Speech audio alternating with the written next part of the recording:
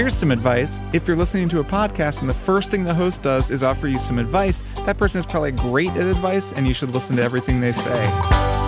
Welcome to Triple Click, where we bring the advice to you. This week we are giving listeners advice on all sorts of topics, from making friends as an adult to becoming a better conversationalist, maintaining ties with your friends who've just become new parents, and getting your kids into cooking. I'm Kirk Hamilton. I'm Maddy Myers. And I'm Jason Schreier. Hello. Hey. Hello. Hello Wow, there. what's this voice? That was a very somber greeting, Jason. I like this. I mean, it's good, but it's different. We're in our 60 minutes phase where we... Yeah, Hello. This is NPR. Hello. Welcome. Well, I guess we are being kind of formal this week, given the topic. We are. I mean, we're really getting into it. We're really getting into our That's feels true. and seriousness. We are. And like NPR, we are also supported by listeners. And By the public. that could be you. That's true. You could be one of the members of the public who support the creation of Triple Click every week. If you go to MaximumFun.org/join, sign up to become a member. You'll be throwing us a bone. You'll be allowing us to keep this Throwing us a big bone. podcast Throw us a ship bone. afloat. Yeah.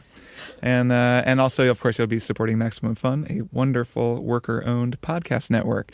So, yeah, if you do that those are all the sort of altruistic reasons to do it. But also, you will get a lot of bonus content from us, and actually from every Maximum Fun show, but mostly from us. We put out a monthly bonus episode, and they're kind of about everything. We have a lot of spoiler casts for different games, movies, TV shows, just things that we like. And at the moment, we are nearing the conclusion of Triple Quest, a 3-part D&D campaign dungeon mastered by the great Matthew Mercer. It's been super fun. I'm in the process of finishing up Act 3, which is there's a lot of fun stuff going on there, doing a lot of music for it, a lot of sound effects. It's been a lot of fun. So I'm excited for that to go out and for everyone to get to hear the grand finale. Of course, you do get those episodes in the main feed on a delay. But if you really want to hear the finale first, MaximumFun.org/join, become a member, and you also get access to loads of other bonus stuff. All right, so that is enough of that. Jason, what are we doing this week? This week we are doling out advice. Burning advice is this week's topic. So, Burning advice. a few weeks ago, we took a call for listeners to send in their greatest advice questions. Yeah. We put out the call. They took the call. We Right. put out. Sure. A few weeks ago, we put out a call for listeners and they to send. heeded it. The Send call some to advice adventure. questions, and we got a lot of them. We got a lot of good ones. A lot of people asked one that we're not going to get to, which is how do you choose what game to play, which we've kind of talked about in the past. We're not going to answer that one, but we are going to answer some other ones. We can't choose that. It's impossible to know. We're gonna put on our advice hats and try to help people out today as much as we can. And maybe we'll give them bad advice and steer them in the wrong direction. Who knows? All bets are off. We can't make any promises. We're not doctors here at Triple Click. We're not But doctors. We're not therapists. Is something that I thought a lot as I was reading some of these questions. Was the fact that we're not therapists. We are just But we three can be. people who live our lives as best as we can, and we'll give Here we advice are. from those three perspectives. Can I just tell you, Maddy, when I interview people a lot for my job, and a lot of people tell me their stories, and often at the Yeah. end of it, they're like, this is like going to therapy. That so happens to me too. kind of a feel lot. like a therapist. Yeah, and sometimes I do kind of feel that way, especially. But unlike a therapist, I don't feel like I give them advice at the end. I'm just like, well, thanks for telling me your life story, and goodbye. Right. Well, the key difference being that when you tell your life story to your therapist, they don't then go like pull good quotes from it and publish it to the public. Right. Ideally. right. I guess Ideally, that is they don't a do little that. bit Hopefully. of a difference. I mean, maybe there are some experimental types of therapy that do Yeah, do today that. we that I'm are not aware of. publicly Today we doing will be it. We're publishing all this. of the advice and our That's true. recommendations. So let's get to it. We're going to do this like we do burning questions, where we each read one. I will kick us off. This is from Steven. Steven asks, how do you make friends as an adult? Easy one. Just a real softball. Okay, well, my advice is going to I'm be a little joking. I different think it's than hard. yours. My advice is to have children, and then you will just be hit by a deluge of birthday parties and playground dates and school hangouts, and you will meet other parents and make friends with them. What do you do if you don't like the other parents, though? I guess that's a separate advice question, but it's fine. Well, that's not a big deal. I mean, Yeah. you're just kind of casual to them. But then Right, you right. will eventually, hopefully you'll find a couple that you do really click with, and then you hang out with them. Yeah. Other advice includes joining, I don't know, clubs, churches, synagogues.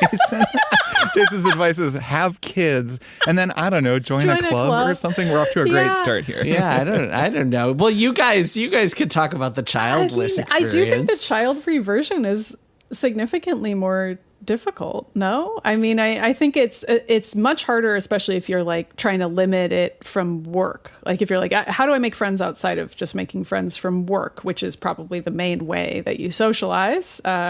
If you're listening, and I certainly have made friends that way.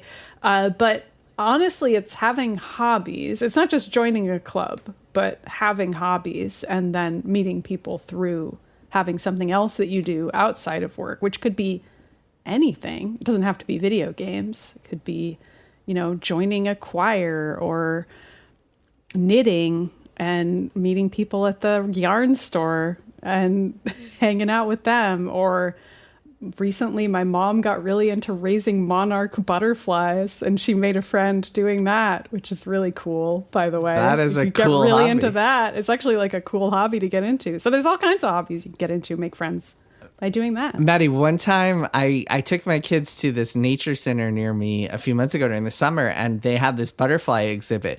And what they do apparently is they freeze these butterflies and put them in envelopes and then mail them to this place. And so these guides at the nature center, like took out these envelopes, and inside were frozen alive butterflies. Whoa. And they like took them out, and because of like the warmth of their hands, the butterflies like woke up, and they had been in a coma essentially for like 2 weeks, and then they just kind of like staggered out and flew into this habitat. It was crazy. Butterflies are wild. That is a magical story that doesn't feel real, but I I guess swear it to is. God, it was crazy. My kids thought it was awesome. So this is an example of, if you think that's cool, that's something you could get into. You could start volunteering at your local Right, raise butterfly sanctuary butterflies. Yeah. and get into volunteering and meeting people that way. Yeah, I think like meeting people through an activity can be good because it sort of, filters for people that have something in common with you. I actually have known plenty of people, this has happened to my sister too, who are parents who make friends with people through their kids. And because you do wind up in these social situations, and then at some point have the realization of like, wait a minute, do I like these people? Do we have something in common, or have we just been thrown in together because our kids are friends? Because you're not, that's definitely a distinct way to meet people. And I've definitely found that it can be good, to filter for a shared activity. We made some really good friends of ours in Portland because our dogs have the same name. Our dogs are both named Appa, and it's a reference to the same TV show. And someone at the pet store, I think, like met them and heard about, and like they learned their dog's name, and they were like, oh, there's another couple that I know who also named their dog Appa, and wound up like connecting us. And we just sort of met up with them to get a drink or something, and they're really nice. And then as it turns out, like if you name your dog for the same silly animated kids show, like you're probably going to have other things in common as well. And so, we are now friends with them. They're really great. I think my advice is, rather than give more practical advice, like I think that's good advice, have something in common, whether it's kids or a hobby or game night or whatever, a club that you're all a part of or volunteering. I think that my advice would be a little broader, which is you have to kind of try, and you have to be open to the idea of actually having a friend, and the idea that the person that you might want to be friends with also wants to be friends with you. And I think a lot of people run into sort of assuming that no one wants to hang out with them, where you kind of like start talking to someone who, like, I don't know, maybe you met through a work thing, or you had something in common, like you're both at a cafe a lot at the same time, and you end up talking a little bit, and then you're like, well, they probably wouldn't really want to be my friend. So you don't want to feel overly forward, saying like, hey, you want to get a cup of coffee sometime? Like maybe we could just hang out. And a lot of times, even if you try that, like you offer to get coffee with someone and they're like, yeah, we totally should. And then it kind of keeps not happening, like it keeps not working out.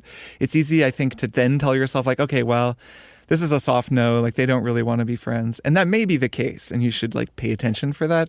But generally, like it just is sort of hard for adults to make the time to actually connect and like build a friendship. Like it's just way harder in your 30s and your 40s than it is when you were in school or like when you were a kid.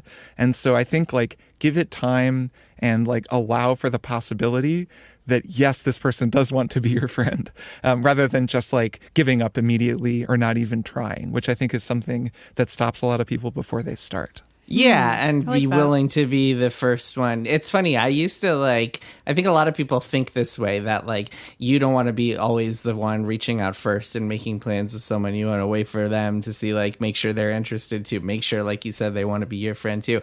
But I think just kind of putting that inhibition aside and just being like, no, screw it. I'm just going to reach out first to every person I meet. Otherwise, it won't happen. I think that can be a healthy way to look at things.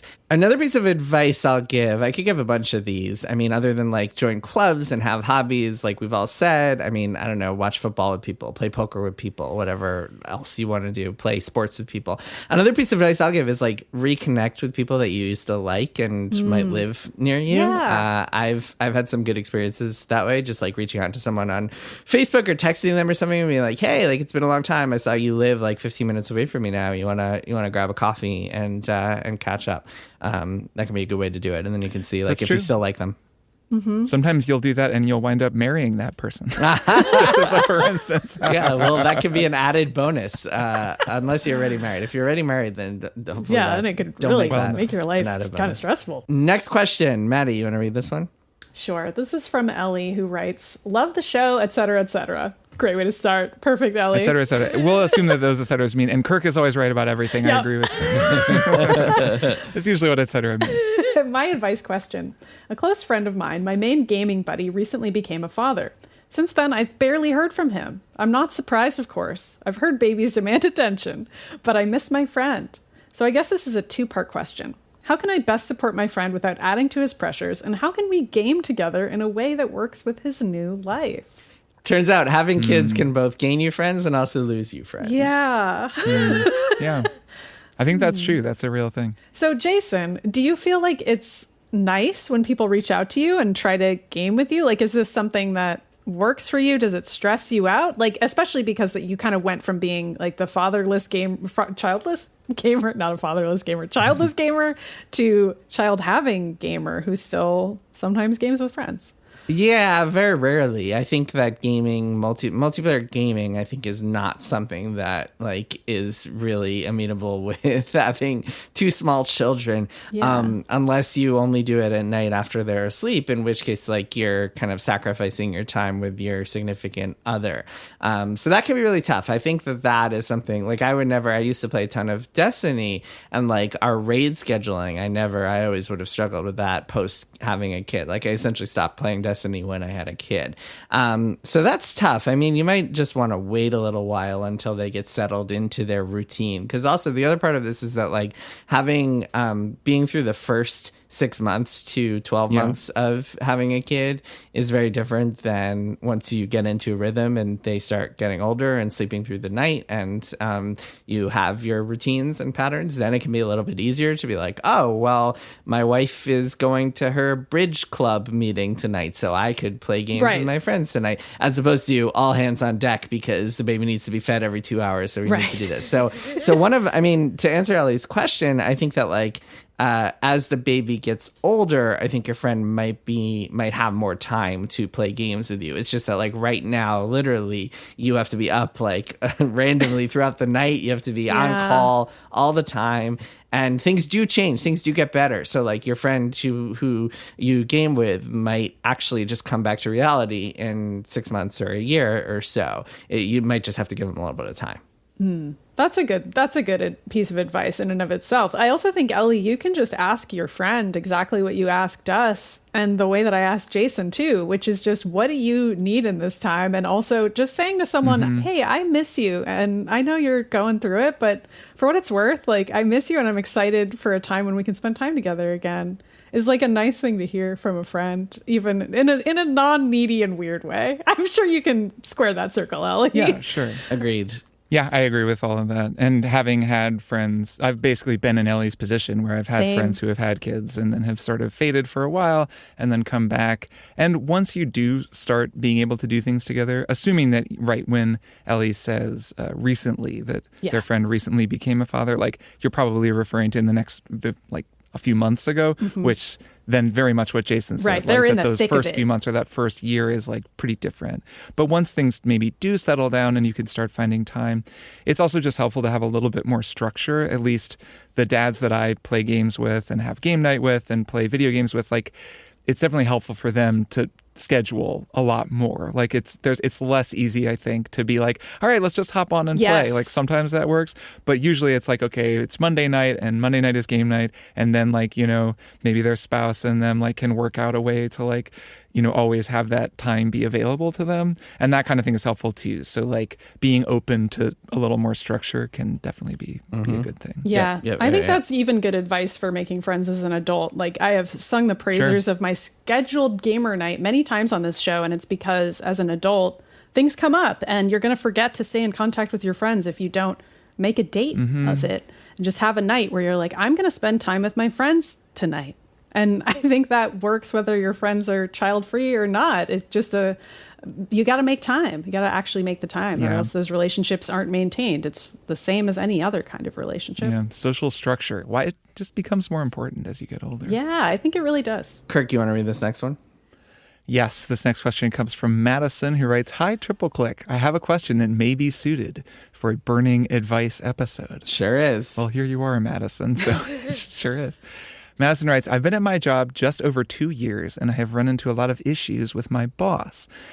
However, I also have some wonderful coworkers who have become great friends. I'm a young woman in a male-dominated field, and anytime a new opportunity comes up, I find myself hesitating to apply out of a fear that I will not find the same supportive and like-minded coworkers at a new job.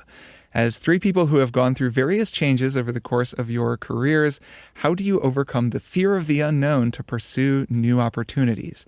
Do you have any decision-making strategies, such as making a pro or con list? Thanks for everything you do. I'm a big fan of the show." This is a good one. That's interesting. I feel like we need to give Madison a real pep talk here.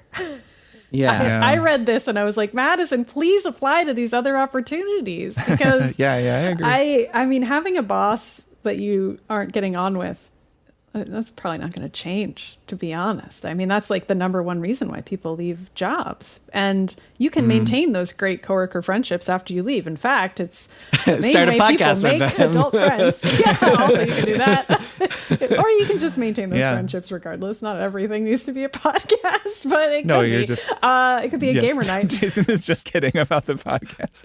But his point is that we maintained our friendship after we left Kotaku. Yeah, I got it.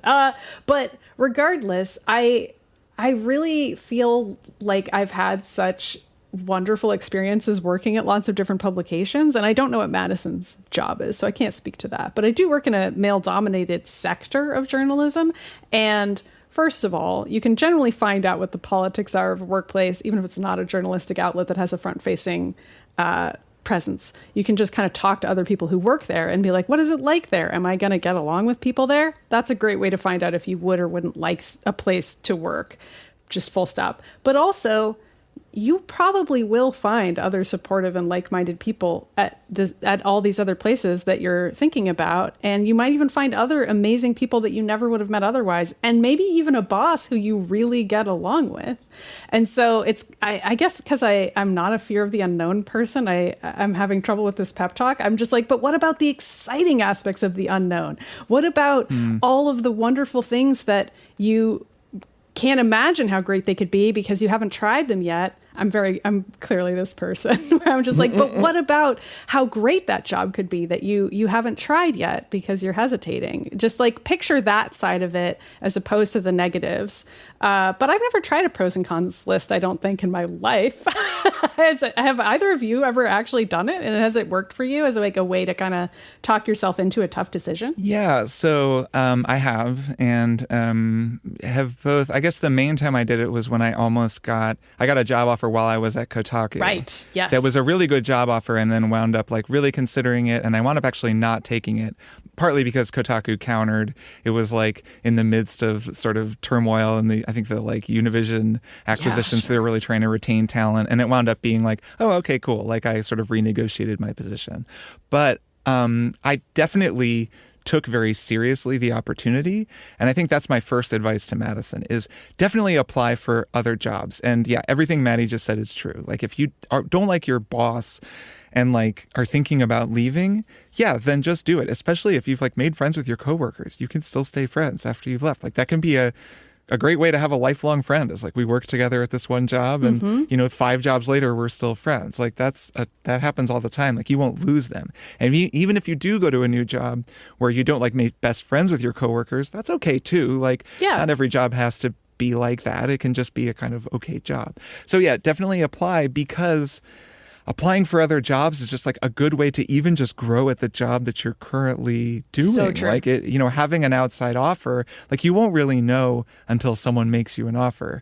What you're worth, like, what is even out there, like whether it's possible for you to apply to another job. Mm-hmm. And remember, this is just applying, which is the word Madison used. So I'm saying like, this isn't leaving necessarily. True. You're just applying for other jobs and you can get an offer and then kind of make the pro con list and think it through and then decide that you don't actually want to take it. And that alone can be really empowering to like have gotten a sense of what's out there and then made the decision that no, actually, there are some problems with my job. I don't love my boss, but I do really like working here and this position is really good. The last piece of advice that I'll give for this kind of thing is that I think it's really good to take the opportunity to ask other people for advice. And in particular, people that you kind of are acquainted with, but maybe you look up to them or they're like a role model in your field. There's someone you've maybe met once at a conference that you'd love to connect with a little bit more. This kind of situation where you're like, I don't know, should I leave? Should I go? I have this possibility. That's actually a really great time to reach out to someone that you see as a kind of a mentor and ask for their advice, because you'd actually be surprised how often people are really happy to hear from people like that. Like sometimes I'll hear from people who are just like, hey, I kind of know them. I've met them a couple times and they're thinking about launching a podcast, for example, or like going into business for themselves. And they're like, hey, I just wanted to pick your brain a little bit. And I really like that. Like I kind of value the opportunity to just talk to someone for 30 minutes and tell them the ins and outs and, have a kind of off the record chat. And so that's kind of my last thought to Madison is this can be a great way to connect with new people and to like get new, really valuable insights from people that you might not know all that well. And it all starts with applying. Like it all starts with having the choice that you have to make. And then you get to get into the fun part, which is like figuring out what decision you want to make. One thing I'll add to all of that excellent advice and thoughts is that when I left Kotaku, I knew that, for reasons we've discussed in the past, leaving Kotaku was not a difficult choice. I knew that it was doomed and that we were all going to be out of there. But I was choosing between two job offers for my next thing. And one of them was a gaming site where the work would be very similar to Kotaku in a lot of ways. And the other one was Bloomberg. And ultimately, I was kind of going back and forth. I wasn't sure. I was talking over with people. And ultimately, I landed on Bloomberg for the fundamental reason that it was going to be so different that I would inevitably have to learn new things. And just like imagining myself a few years from then, I was like, wow, okay, I feel like this one opportunity here would be kind of more of the same and like exercising the same muscles versus flexing new muscles and developing new muscles and stuff like that. And that to me was kind of a good way to go. And I'm very glad I did that because just doing more of the same, I don't think would have been as interesting to me to continue my career that way. So I think that like as scary as change can be and as hard as it is to go out of your comfort zone, professionally, it can be really worth it, and you'll just like learn things that you never thought you would learn before, and work with people that you never thought you would work with before, and stuff like that. So a worthwhile thing to do, I think, to jump off the cliff every once in a while. For sure. Definitely.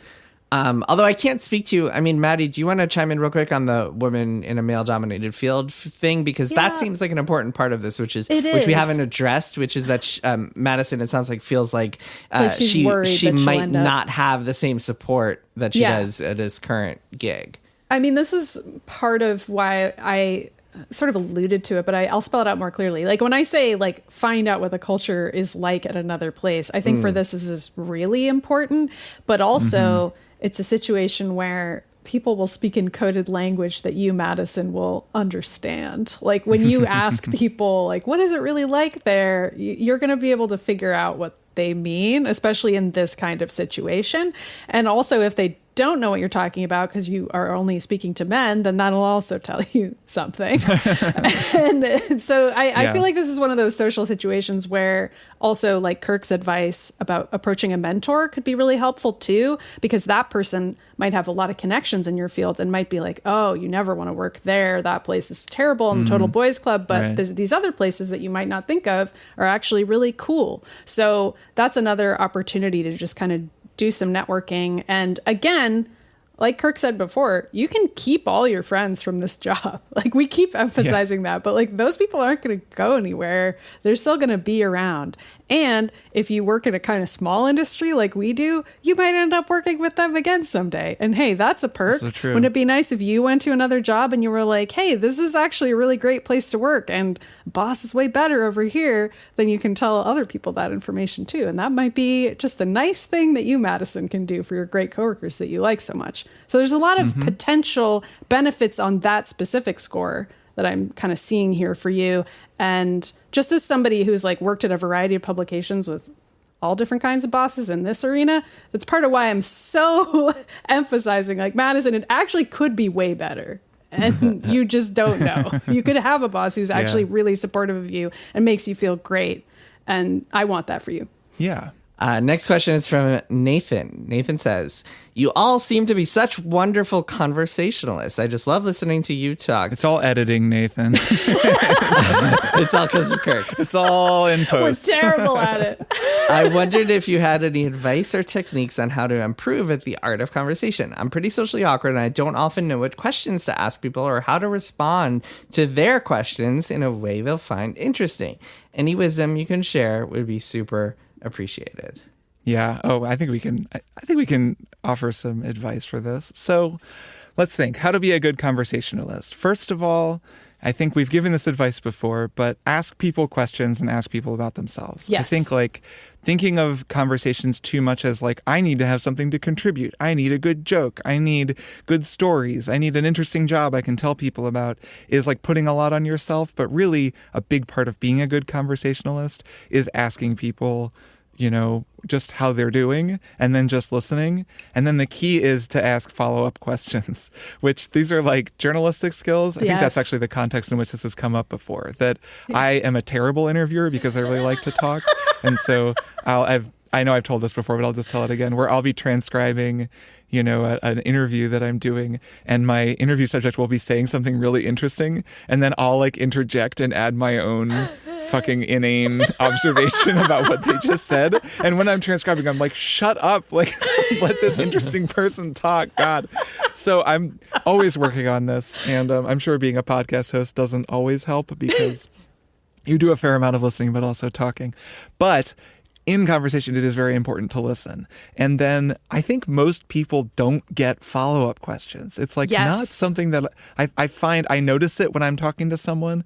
Like if they ask me a question, it's very rare that I'll give them an answer and then they'll say, oh, so, you know, this, and kind of elaborate, like ask me to elaborate on something that I said. But really, like, that's a really important thing for conversations, not just for making people comfortable, but for actually getting to the interesting part of whatever they were going to say. Like if you ask someone how their job went and they're like, well, it's going okay, I'm this and this and this. And you realize like, oh, okay, there's a part of that that seems interesting that I don't know that much about, and you ask about it, like they'll really value that because people like to talk about what they do because it's kind of fun and because it's so unusual to get asked about it. And then also you'll find yourself kind of being able to relax. Nathan mentions being a little socially awkward. Once you get another person talking, it's actually a little easier to just kind of listen to them and like just go off whatever they're saying. And then eventually maybe you will think of something that's, you have to contribute to that or, to talk about, and you'll kind of like relax into a conversation that way. So that's one starter tip, I guess. Yeah. And the other thing is that, like, if you're not just talking about each other and you're talking about other things, try to find a commonality there. And you can ask a bunch of different kinds of questions about, like, what they like, what they're into, what they do for fun. I mean, here in suburbia with parents of children, we have a lot of just kind of easy go-to small talk conversation points. Oh, where's your kid in school? Oh, where did you live before you moved to the suburbs? Oh, I lived in Yorkville too. Oh, you lived on 84th and First? Oh, me too. So you can wind up finding points of commonality and working that way. Or, oh, hey, like you're wearing a Jets hat. Oh, are you a fan of the Jets? Oh, they just fired their general manager. Oh my God, same old Jets. Terrible team once again. Can't believe we're going through this. Can't believe we do this to ourselves. So I think that the rest of the podcast is just Jason listing off small talk about the Jets for the next like 3 hours. I mean, look, this is my life. And then you get into like trades the Jets could be making, and here's how you can get into that. I can't believe we relied on Aaron Rodgers. He's so washed. What a moron. And you're off to the races. And then it's a great party. Then you're off to the races, unlike the Jets running back. Then you're standing alone in the kitchen monologuing and everyone's left and you didn't even realize because you're having so much fun. I assume, sometimes, every once in a while, I'll find someone who's into games, and then we can just talk for hours about games, and I'll tell them what I do, and they'll be like, what? You do that for a living? And I'll be like, yeah. It's pretty weird.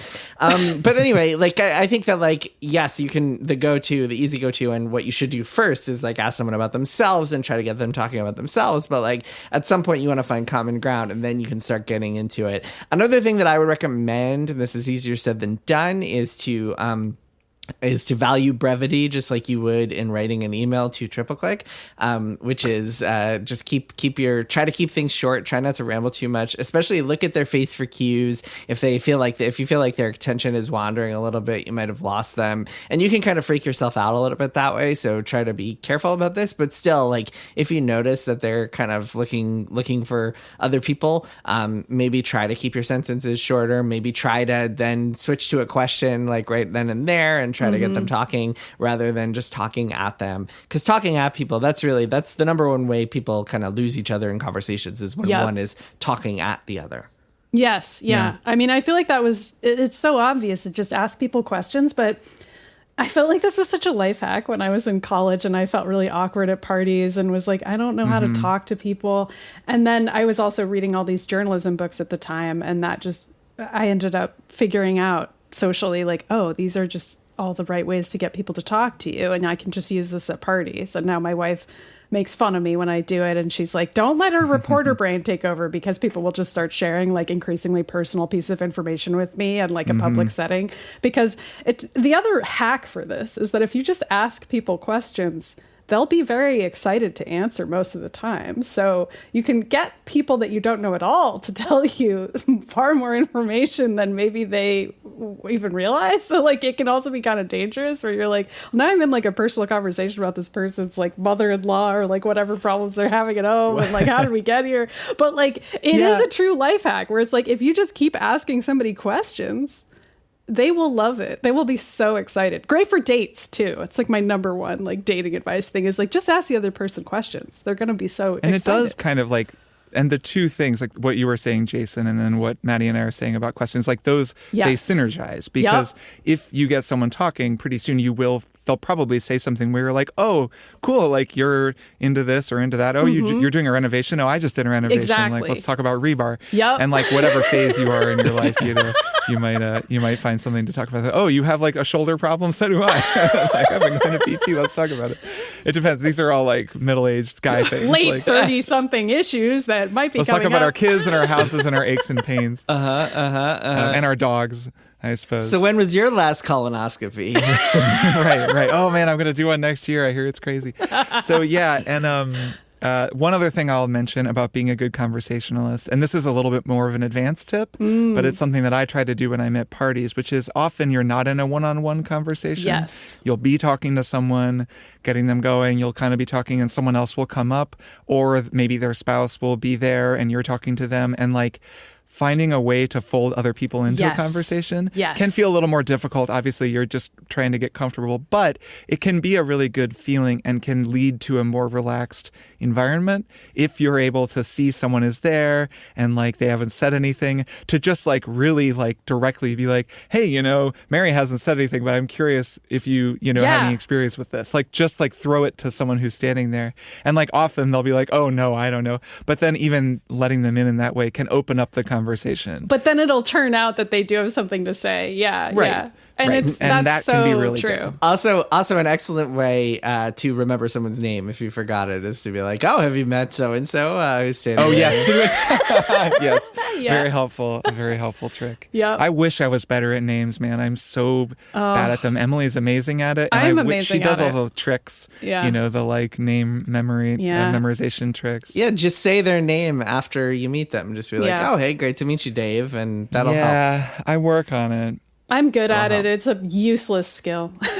But that is a very helpful thing to have on call when you're in that kind of a setting, to just be like, bam, Yeah, for your sure. name, your name. Something I really want to try that I've seen at least one person do is just like carry around a notebook and like write down like things that Yeah, someone sure. told you, and just so you remember, just so you have this notebook full of like Yep. information about people so you remember it, because it's very easy to forget.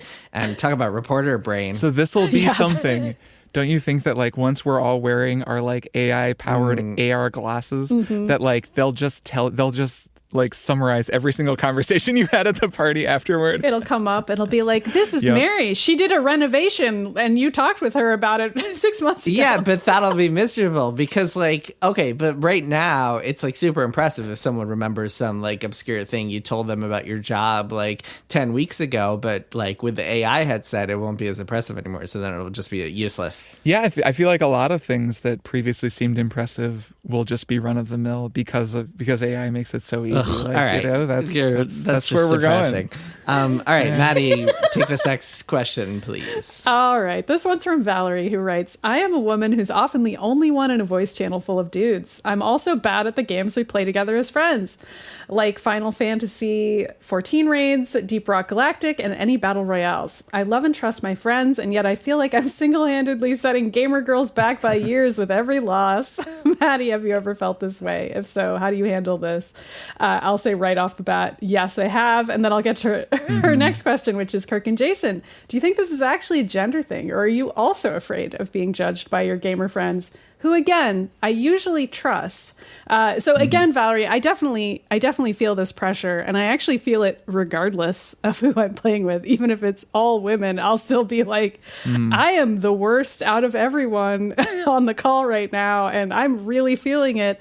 And sometimes I'll tell jokes about it, or I'll just be like really upfront, and I'll keep it to the point and just be like, look, I don't think I'm very good at this, but I'm having a great time, just so everybody knows. And you know, if you want advice, Valerie, you can say that you'd like it. And if you don't want it, then you can also be like, don't tell me what I'm doing wrong. I'm well aware. Like, I feel like that's the other piece of the social situation. That's like, I either do or don't want advice. But also, if they like you, then that's really why you're all playing together. And so you shouldn't really worry so much. But Kirk and Jason, I assume everyone goes through this from time to time in life, where you're like, I'm the worst one here. Is everyone noticing this? Is everyone noticing that I'm bad? Sure, yeah. Although it kind of, I don't, I cannot relate to the feeling of single-handedly feeling the weight of your gender as you play, and that sucks to have to deal with on top of the pressure of like, because you're like, oh god, now they're not like, going now to they're play gonna with think this about a everybody? girl again. Yeah, that kind of sucks. Man, It's tough because some of these games, like there's some games you can play together and they're very low stress, like low pressure, because it doesn't matter how good someone is. And then there are other games where it does, and you really are kind of hurting the group when you're sucking at it, like raids or like competitive shooter games, battle royales, et cetera, et cetera. I guess my advice, if you're really feeling self-conscious about this, would be to suggest playing like more casual games. If you're all playing Mario Party together, it doesn't really matter if someone sucks, like, or other games that are kind of either lower skill thresholds or like skill doesn't matter quite as much for whatever. The stakes aren't quite as high. Even something like Splatoon or like a Mario Kart type game, like those games feel like even though they can be competitive, the stress and the pressure is so much lower, I feel like. But yeah, it's tough because it's like, I've also been in the situation where there is someone who's really holding back the raid and it really sucks. And like, you kind of, you just kind of leave being like, man, I don't want to play with that person again because they really held us back here. So I do think that it's like, even, and I don't want to say this to make Valerie like be like, oh my God, I never want to play these games again. But it is a real thing. I'm guessing they don't feel that way. Yeah, but it is a real thing. I mean, since she's like, we're still playing together, I'm guessing they don't feel that way about her, but... Yeah, I think that like, okay, yeah, I think that's a really good point. I think if you're like really sending everybody back and they're actually upset about it, like I think you might find your invites kind of drying up. Yeah, and like you like, might I think you'd find know. that they are playing without you. So like if they are continuing to play with you, then like chances are you're fine or like they don't care. Like, so don't worry too much if you're still regularly getting together with them. And if it comes up, or if you really continue to feel that stress, then maybe just suggest like other kinds of games. Yeah, other kinds of games or other kinds of activities. Valerie mentions Deep Rock Galactic, which is kind of similar to Helldivers too. Yep. And in Helldivers, at least, like I'm not great at that game, and definitely my skill was eclipsed by the guys that I was playing with. They were just like way higher level and had been playing a whole ton more and like knew exactly what to do. And they liked playing on really high difficulties. And I did find it was kind of more fun for me to just go at a lower difficulty and play in a kind of more casual way where we're like trying to 100% the map rather than being like, let's put it on the hardest difficulty so we get the most XP. Yeah. And then that just made it easier for me. So it could be that like I didn't suggest that at the time. I just kind of found that was more fun. But I think, Valerie, maybe you could suggest, like, if you're playing Deep Rock, be like, hey, could we like play on this setting or like play this game mode, like something that's a little bit less intense than the hardest, most intense one. Which same for a game like Destiny or FF14, where like there is a raid, which is then very demanding and complicated. But you could also just do stuff that's a little bit more low key if you have more fun doing it. And I think you're totally in your rights, especially if you love and trust your friends, like you say, to just say that. Like, be like, I feel like I'm letting you guys down, so can we not do this hardest thing? Like, let's do something a little bit more low key. Yeah, and also might be in your head, and maybe you're not actually. Yeah, letting them down. exactly. So definitely True. talk to them about it and be like, look, do you Yeah. guys feel like Yeah, that's true. And they could just be like, right, we totally don't care. It's fine. Yeah, I they just could want be to play totally with you. fine with it. Yeah, and if you're Yeah. succeeding and stuff, like if you're finishing these Final Fantasy 14 raids, then it's Yeah. definitely fine. Like it's only, Yeah. I think what I was talking about earlier was more to the point of like we are not actually getting this done. We've spent 5 hours at this because this one No, I person know is what holding you us mean. back. Which I mean. Yeah.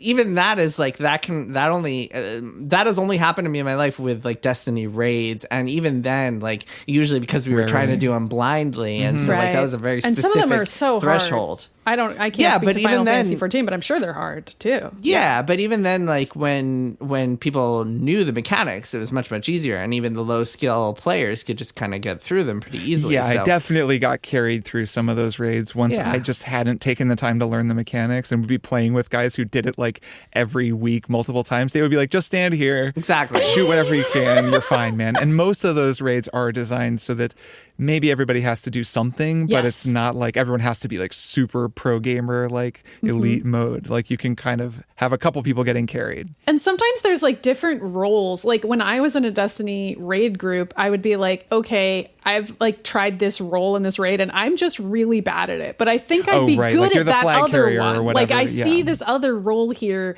that actually I think I'd be pretty good at. So what if we swap and then I think the raid's going to go What if I better. took the standing in the corner and not doing very much role, and you did the thing where you have to run through a cold gauntlet of enemies? Yeah, that's exactly what happened. And Kirk is presenting Yeah. it exactly how it went. And it turned out it went way better and we won the raid because of that. I've done that many times myself. All right, let's do one final question real quick. Kirk, if you want to read this.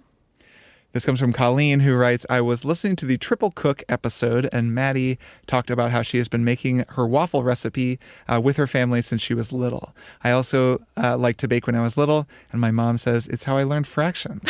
Now I'm a mom of 2 kids, aged 3 and 4. Both my husband and I are cooks. Any advice on how to get the kids interested in cooking or baking? They sometimes help, but they lose interest quickly. It's not surprising given their ages. Maddy, how did your family include you, and at what age? Jason, any tips that worked in your house? Kirk, when did you get into cooking? My only strategy at this point is to let them help when they want, for as long as they want, and prepare for a mess. So, Maddy, maybe you first, since your waffles started this whole thing. Sure. So I don't remember. So that means probably at age 3 or 4, because it's so far back that I don't remember when my parents first started letting me cook. But we definitely made a lot of waffles and pancakes, and that's like a pretty child safe, despite there being fire involved. But like if a parent is there helping, especially pancakes, like the kid getting to pour the pancake and then kind of watching for the bubbles, that was big. And then my dad would be like, oh, when is it time to flip it? And then if you burn a pancake, it's no big deal. Like that's definitely something where you can kind of try it, and also you can flip the pancaking correctly, and that's funny and fun, classic kid activity. Also, I remember my parents got me a little tiny apron really early on in life, and it was like a nice, like professional looking apron that was just like my mom's, and that made me feel really important and like I was like part of everything. And you know, there's always an extra rolling pin. Like there's like ways to kind of make your kid feel included. And I don't know how early this started, but my mom always genuinely made it seem like I was truly helping her, even in situations where I'm sure I wasn't. She would be like, oh, you know, thanks so much for like doing this additional thing, or like kind of putting me in charge of a task that didn't really matter that much. And then I always felt like I had true ownership of what was happening. And then it just became second nature over time. And I was like making my own pancakes and waffles as I was getting older. And then my parents didn't have to help with anything anymore. And I was making other stuff by that point. But those are like really easy things for kids to make. Jason, you've got kids. Go ahead. Yeah, I have some tips. So first of all, definitely just like let them do, if they show interest, let them do it and let them kind of grow bored and do something else.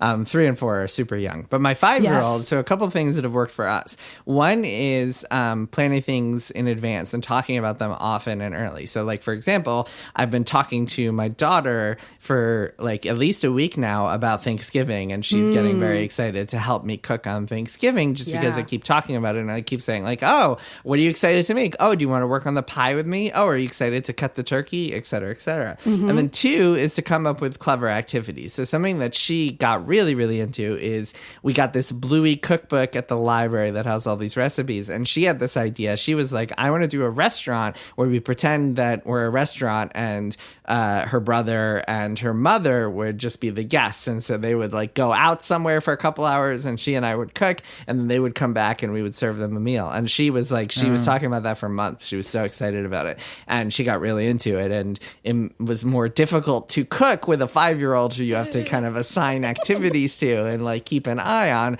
But I picked pretty simple recipes, and we got a couple of them from that Bluey cookbook, and so it worked out pretty well. And we had a plan in place, and so she got really, really into that. That's so cute. But yes, I mean, Colleen's strategy of letting them help when they want for as long as they want to prepare for a mess, that is all 100% true. And I just think if you want to keep them on board, you can kind of go about it, but with some planning and talking about it and getting them really excited for it, especially the 4-year-old. 3 might be a little too young still, but the 4-year-old, you can be like, plan out a menu with them and make it a whole special occasion and be like, this is what we're going to do on Saturday. And there are a lot of kind of fun ways you can play around with that strategy. Yeah, my younger niece is really into baking. Like, she's a good baker and has really gotten into it. She's 11 now. And just over the last couple of years, so she'll like go make a chocolate cake. Like like, you know, she'll have to get permission because I think she would just eat the whole chocolate cake. But she'll just go bake stuff. Like a dog. She is capable of doing it. She would probably give the dog some chocolate cake too. But I think the only thing I would add Dangerous. that I think that my nieces have enjoyed is they will watch like MasterChef Junior and the Great British Bake Off. Like they watch those kinds of fun cooking, baking shows together, and especially the ones that feature kids. Yeah. I think are a big hit with them, with the whole family and with the kids in particular. And like watching kids make often amazing things like on MasterChef Junior. Yeah, that show is like incredible. I think a really cool way for the kids to connect and be like, oh, like I could just go do that in our kitchen. So that seems like maybe something you might want to try. Yeah, that's a great recommendation. That show rules. God, have we talked about the show Kid Nation? That's a you should have. Oh yes, many times. We have. Children Many watch times. if they really want to get inspired. We'll probably have to do a like bonus episode about it at some point Yeah, because I it feel comes like up we so need to. often. Oh man, one day. All right, let's take a break. Thank you to everybody who sent in advice questions. Maybe we'll do another one of these someday. So just a reminder, you can always reach us at maximumfun.org. In the meantime, let's take a break and then we'll be back for one more thing.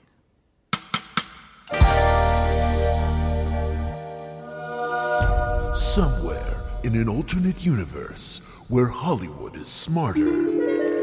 And the Emmy nominees for Outstanding Comedy Series are Jetpackula, Airport Marriott, Thruple, Dear America, We've Seen You Naked, and Allah in the Family. In our stupid universe, you can't see any of these shows, but you can listen to them on Dead Pilot Society, the podcast that brings you hilarious comedy pilots that the networks and streamers bought but never made. Journey to the alternate television universe of Dead Pilot Society on MaximumFun.org. Oh, darling, why won't you accept my love? My dear, even though you are a duke, I could never love you. You borrowed a book from me and never returned it. Save yourself from this terrible fate by listening to Reading Glasses. We'll help you get those borrowed books back and solve all your other reader problems. Reading Glasses, every Thursday on Maximum Fun. And we are back. It's time for Unos Mas Things. Kirk, why don't you start us off? All right, I'll start us off. This is a game I'm playing at the advice of friend of the show, Russ Frushtick, who I think will probably be talking about it on the Besties this week, too. So this is going to be a week for people who listen to both of our podcasts to hear about this game. But it's really good, and I do really endorse it. I've loved it so far. It's a game called Echo Point Nova. This is out on Steam. It's a PC game, and it is the subgenre of first-person shooters that is known as a movement shooter. So it's a first-person shooter where the whole appeal of the game is how you move through it.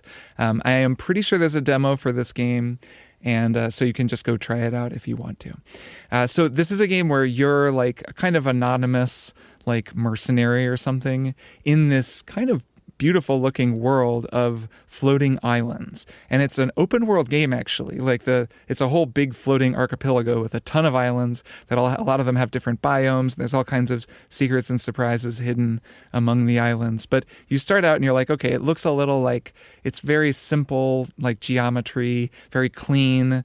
There's kind of like drum and bass, like this really nice ambient drum and bass playing. And it just has a kind of like chill wave kind of a feel. And you're moving around and you get a gun and you're shooting it, and then you get a hoverboard. That's like the first major upgrade that you get. And in this game, instead of running when you hit shift, or I guess click the stick or whatever when you press the run button, you just hop on your hoverboard immediately and you begin moving at like 5,000 miles an hour. So you're already really fast. Like you move like Doom Guy when you're just running, and then you pop out the hoverboard and suddenly you are just flying through the air. You have a double jump, you have a grappling hook that you get really early, and like the speed and flexibility with which you move is totally wild.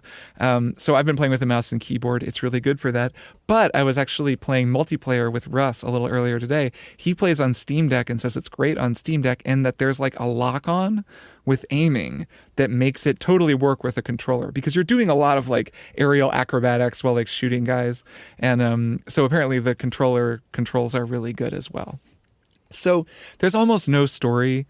There really just kind of isn't a story. Like you'll see these little dialogue bubbles pop up at various points from like different people that I guess are supposed to be talking to you on your radio, but really you're just exploring the world and doing whatever objective is in the corner. And I would kind of compare this game to Titanfall 2. It has that same kind of a feeling. You'll get to a new area and it's usually some kind of cool, complex, like jungle gym, with a bunch of obstacles and walls and barriers and stuff. And then you press a button and you start an encounter and like a bunch of dudes show up. And they're like guys, all different kinds of dudes. So like armored guys and people in mechs later, like big robots. There's like huge enemies that show up sometimes. Guys with shields, like little fast moving guys. And they're all just kind of attacking you. And you just have to kill a certain number of them to clear the area. But the arena is like this huge open space. You move so fast through it. So it's also kind of like Tony Hawk Pro Skater. It's like first person Tony Hawk meets Titanfall. It's the most fun movement. And these encounters, like these fights, are so thrilling and great.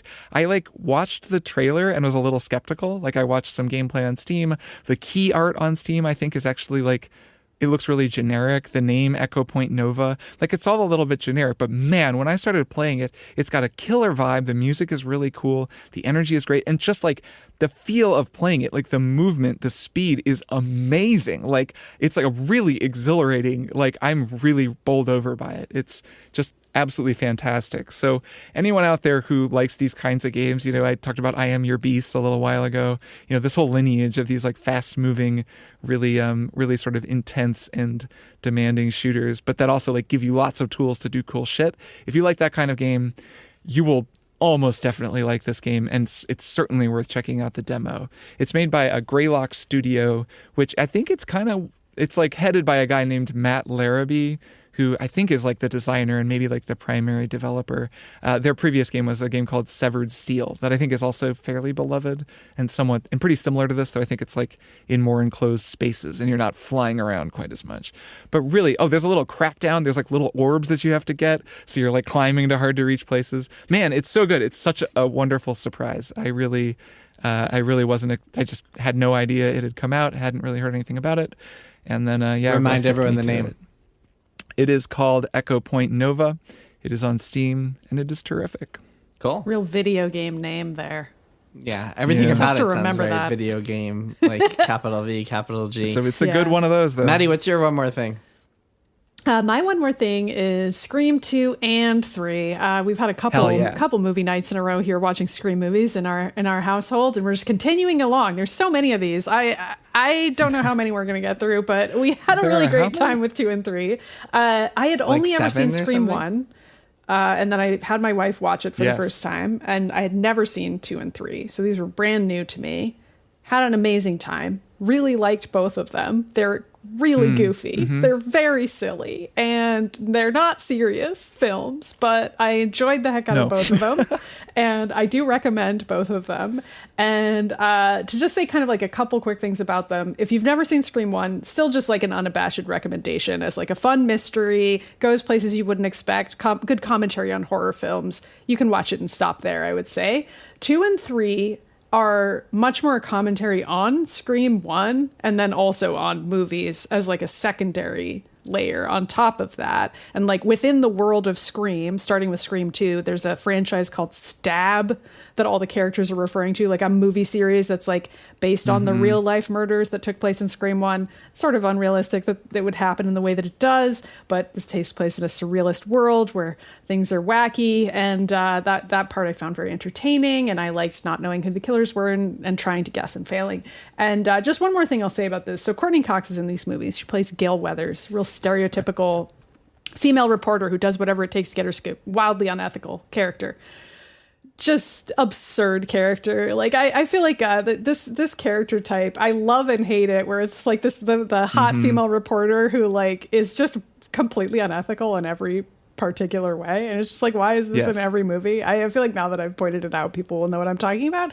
But anyway, I love and hate Gail Weathers, but I will also say Courtney Cox apparently designed her hair pieces across each of these movies. And like, thank goodness, because I was like, I hope no costume designer made her wear any of the absurd wigs that this woman is wearing. Like Scream 3, she has these baby bangs that are just like deeply upsetting. And I was like, did they make Courtney cut her hair that way? No, it is a hairpiece. So I was really fascinated by that. And just like Courtney Cox being like, no, I'm going to like design specific terrible hair for this character to have. And that really like endeared me to her as like a performer, and also kind of made me understand the character more as like just this, you love to hate her.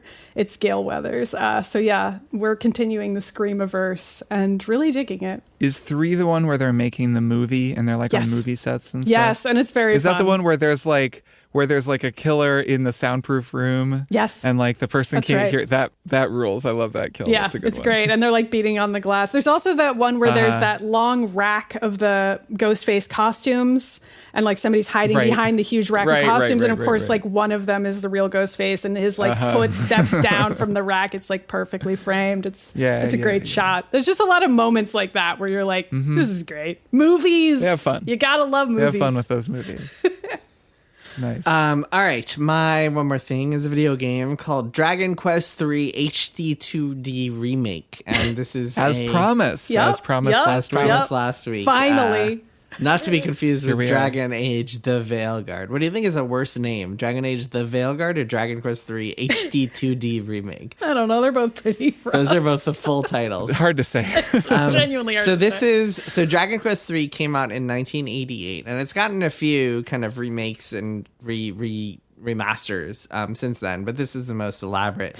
So this takes HD 2D in the title. That refers to this graphical style that Square Enix really kind of innovated with Octopath Traveler, where you have kind of the pixelated 2D characters. They might not necessarily be 2D, but they have a 2D look, and they're standing on these 3-dimensional backgrounds, which gives them this really interesting aesthetic effect, and it's gotten prettier and prettier over the years. Octopath Traveler 2 especially is gorgeous with it. Man, And this takes what things a great even looking further. game. Yeah, this game also looks incredible. And so it takes the original game, and most of the gameplay and mechanics and world design is still intact. There are some changes, a lot of quality of life changes. Like in the original NES game, you had pretty limited items, and now you do not, and stuff like that.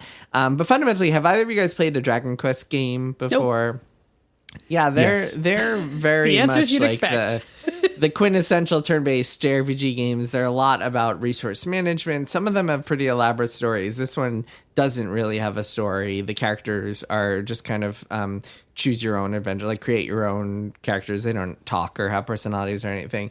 But it has a really interesting kind of resource management element to it, where you really have to plot things out and figure out when you're going to use your character's spells to get through a dungeon, because resources are pretty limited as you get through each dungeon. It also has a pretty cool job system, and it has a lot going for it if you're into kind of turn-based systems heavy JRPGs, which Maddy, this game would drive you crazy, because it's like it's full of invisible random encounters everywhere. It's got everything that you would Very hate. much the Dragon Quest way. It's got its own kind of rhythm. Although Kirk, I mean, in the more recent ones, Dragon Quest XI had encounters on the map rather than invisible. No, I know. That's So at least a little more bit bearable different. to me, I would This say. one is much more old school. But the one thing that I will say that I wanted to talk about specifically is that when the game starts out pretty linear, and you kind of do a bunch of quests, and then at a certain point you get a ship, and then you are set into the open world, and you can take your ship in any direction and go wherever you want. And it was revolutionary at the time, and still feels a little bit revolutionary, because the game doesn't give you guidance. And so in this remake, they add quest markers, objective markers, and I would actually recommend turning them off, because it's really fun at this point in the game. If you're into this game, again, so you have to look past the invisible random encounters. But if you're into the game, it's actually really fun to go around and sail around and find all these towns on your map and go into them and talk to all the NPCs there. And sometimes they'll give you hints, some of which are very straightforward, some of which are obscure, about what you should be doing and how you can go around and complete your objective, which is to get all these orbs that are hidden in various places. And it's actually really cool. And you kind of you have to keep a mental checklist of where you're supposed to be and what items you need to get. And it's got a little Metroidvania to it, and that you have to get specific types of keys that unlock certain doors, and you can only make progression once you've gotten that key here or this item that unlocks this thing. It's pretty cool. It's a cool system, and it's a lot more fun with, as I mentioned before, the objective markers turned off, because you actually have to listen to what the NPCs are telling you and follow their the directions, or listen to the clues they're giving you. And that part is really cool. And I think was revolutionary in 1988. I mean, no game had done anything like this.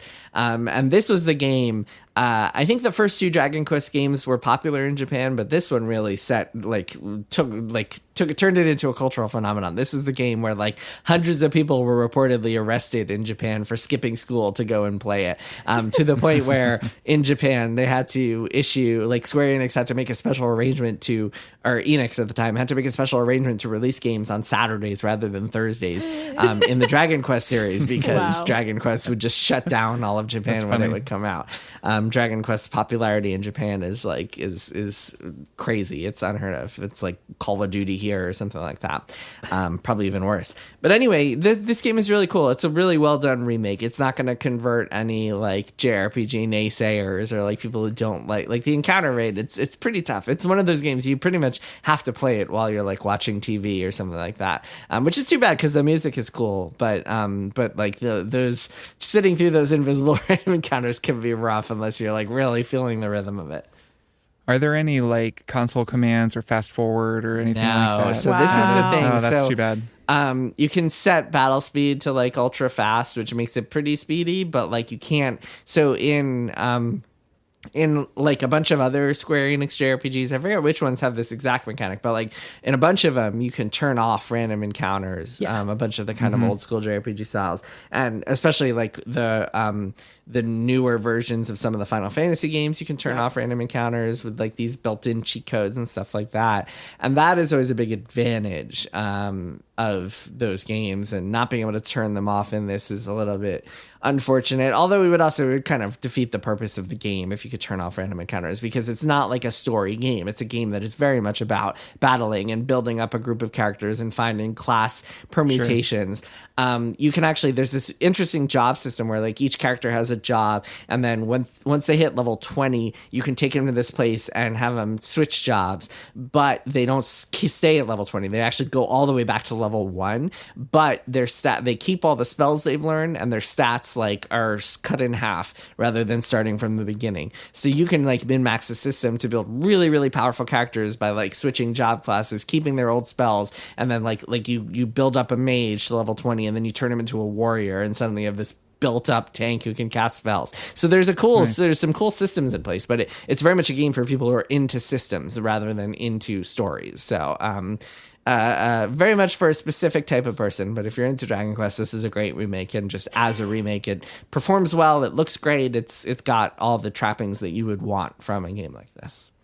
Nice. All right. That is it for this week's episode. Hope everybody enjoyed our advice. But once again, we are not lawyers, so do not We're not lawyers. We're not take any of therapists. We don't know anything at all. We don't know anything. We don't know anything. So don't listen to us. You enjoy the advice of 3 idiots who play video games.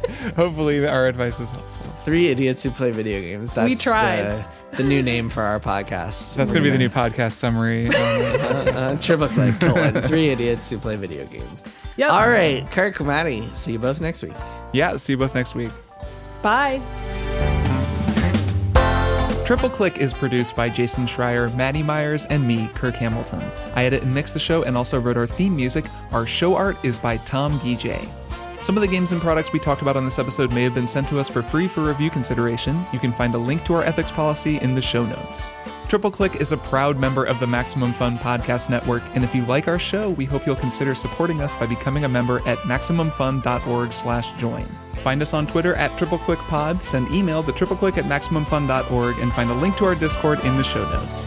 Thanks for listening. See you next time.